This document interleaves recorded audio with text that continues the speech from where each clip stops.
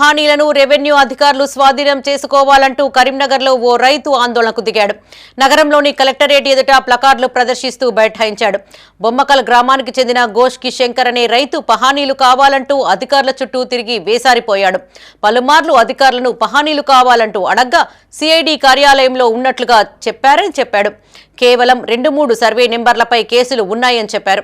కానీ బొమ్మకల్కు సంబంధించిన అన్ని సర్వే నెంబర్ల పహానీలను సిఐడి కార్యాలయంలో ఉంచారని ఆవేదన వ్యక్తం చేశాడు.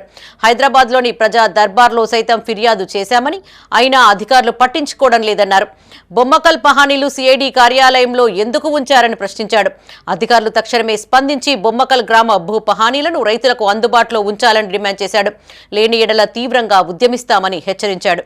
కరీంనగర్ నియోజకవర్గానికి చెందినటువంటి బొమ్మకల్ గ్రామంలో ఉన్నటువంటి రైతులకు అందుబాటులో ఉన్నటువంటి పహానీలు సిఐడి ఆఫీస్లో కస్టడీలో ఉన్నాయి.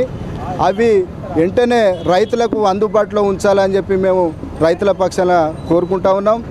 రైతులు అనేది దేశానికే వెన్నుముక్క అని చెప్పి అన్నటువంటి ఉద్దేశంతో ఇవాళ రెవెన్యూ అధికారులు అందుబాటులో ఉంచడం లేదు.